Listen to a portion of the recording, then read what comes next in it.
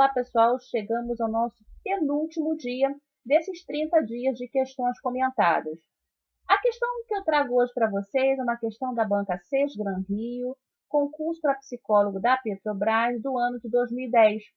Uma colega nossa pediu que a gente falasse um pouquinho sobre a diferença entre efeito Pigmalion e o efeito halo, e eu trouxe a questão porque é uma questão que dá para a gente abordar esse tema. Então, o enunciado diz o seguinte: quando se trata das relações entre a percepção e as expectativas sobre o desempenho das pessoas, o efeito Pigmalion consiste, letra A, em esperar comportamentos negativos ou positivos dos outros a partir de generalizações relacionadas com os grupos a que pertencem. Letra B, no fato de que as expectativas são modos de controlar os riscos da realidade. Letra C, no fato de que as expectativas das pessoas determinam seu comportamento e sua percepção dos resultados quanto ao desempenho. Letra D. No fato de que as expectativas negativas em relação a outras pessoas a partir de generalizações étnicas levam a comportamentos prejudiciais a organizações em que trabalham. E letra E. No fato de que a percepção pode induzir o entrevistador a aceitar ou não um candidato por este se identificar com alguma das suas características. Bom, então a gente volta lá ao enunciado para entender exatamente o que a questão nos pede. E a questão já me dá uma dica de que ela fala que, em se tratando das relações entre percepção e expectativas sobre desempenho. Então, ele não está trazendo para a gente quais são os principais erros de uma avaliação de desempenho, ou então quais são os principais erros de uma entrevista de seleção, mas ele está pedindo que a gente comece a pensar um pouquinho da relação entre a percepção e as expectativas sobre o desempenho. Okay? E pergunta a respeito do efeito Pigmalion. Bom, o efeito Pigmalion, também conhecido como profecia autorrealizadora, é uma expressão que é utilizada para designar a influência das expectativas sobre o desempenho das pessoas. Então, você imagina que um supervisor ele tem altas expectativas em relação ao grupo que ele coordena. Essas expectativas vão influenciar o comportamento dessas pessoas, assim como a sua percepção do desempenho das pessoas. Ih, ficou confuso? Vamos tentar de novo. Então, se um gerente ou um supervisor ele tem altas expectativas em relação ao desempenho da sua equipe, ele acredita que a sua equipe é capaz de ter um alto desempenho. Essa percepção, essa crença vai influenciar o seu próprio comportamento e, em consequência, o comportamento dos seus seguidores, e esses seguidores também vão ter um desempenho melhor. Ok? Funciona também ao contrário. Se a percepção que o gerente tem, que seus subordinados, que o seu grupo terá um baixo desempenho, então isso vai influenciar tanto a sua própria percepção, quanto o comportamento desse grupo e, obviamente, a expectativa sobre o desempenho desse grupo. Então, quando a gente está falando dessa relação direta entre a percepção que se tem e a expectativa do desempenho do grupo-alvo, a gente está falando de efeito Pigmalion. E aí a questão nos pede o seguinte: o efeito Pigmalion consiste no quê? E ele colocou na letra A, em esperar comportamentos negativos ou positivos dos outros, ok, a partir de generalizações relacionadas com os grupos a que pertencem.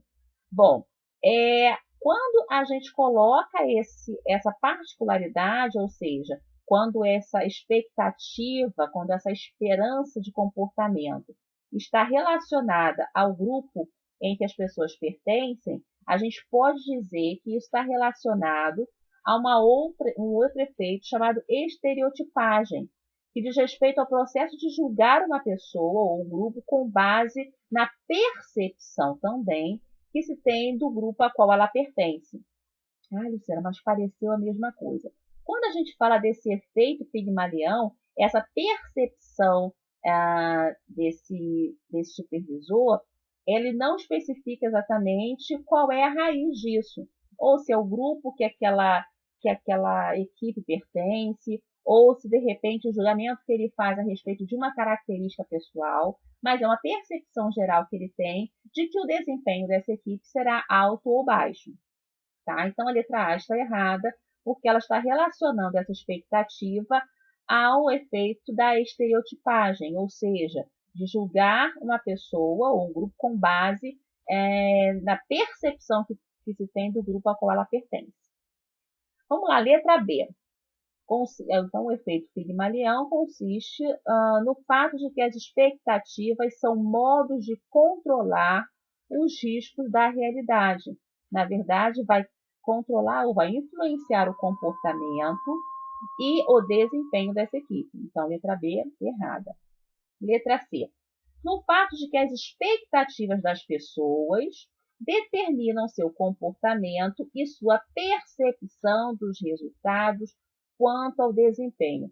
Perfeita essa opção, falou muito melhor do que eu. Está dizendo que o efeito Pigmalião consiste no fato de que as expectativas das pessoas, e aí aqui eu dei como exemplo o supervisor, o gerente.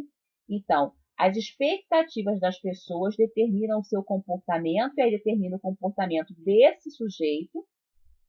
E a gente pode até inferir também que a expectativa do próprio grupo sobre o seu desempenho também vai influenciar o seu comportamento, está valendo para os dois. E a percepção dos resultados quanto ao desempenho. Então, quando a gente fala de efeito Pigmalião, a gente está falando dessa percepção que a gente tem, que vai tanto influenciar o nosso comportamento, seja eu um gerente ou um membro desse grupo, quanto a percepção dos resultados desse grupo, dos resultados desse desempenho. Então, letra C, correta, falou melhor do que eu. E aí, isso é diferente do efeito halo. O efeito halo é quando a gente tem uma impressão geral, seja ela favorável, né, positiva ou não, e isso influencia o julgamento e a avaliação de outros traços específicos de uma pessoa. Então, vamos lá, eu sou gerente, eu estou achando que eu sou gerente, né? Eu sou um gerente e eu tenho uma impressão, enfim, favorável de um funcionário. Eu acho que esse funcionário ele é muito dedicado. Ele chega todos os dias no horário, ele cumpre as suas tarefas. Isso acaba influenciando o julgamento e a avaliação que eu faço de outros traços dessa pessoa. Então, eu acabo percebendo essa pessoa que é esforçada assim, mas como honesta, como competente na sua área, e não necessariamente isso. Eu apenas tenho uma percepção de uma característica específica e acabei generalizando, né, na minha avaliação dos outros traços de personalidade, outros traços específicos dessa pessoa. Ok? Deu para entender então a diferença? Espero que sim. Caso contrário, coloque lá nos comentários que a gente fica discutindo lá em relação a isso. Ok? E na letra D, ele coloca no fato de que as expectativas negativas em relação a outras pessoas a partir de generalizações étnicas levam a comportamentos prejudiciais a organizações em que trabalho. Ok, realmente, quando a gente tem expectativas negativas em relação às outras pessoas, e aqui ele colocou a partir de generalizações étnicas, pode levar ao comportamento prejudicial, mas não responde à nossa questão que fala do efeito Pigmalião. Aqui a gente poderia até fazer uma associação, ainda que não tão direta, da estereotipagem. Ok? Então, não responde ao enunciado. E letra E, no fato de que a percepção pode induzir o entrevistador a aceitar ou não o candidato por este se identificar com algumas das suas características. Aqui a gente também poderia fazer uma relação, ainda que não tão direta também, da suposição de similaridade ou projeção, né? Então, essa percepção sobre os outros, que é influenciada mais pelas características próprias do observador que pelas características da pessoa observada. Ok, pessoal, será que ficou claro? Não sei.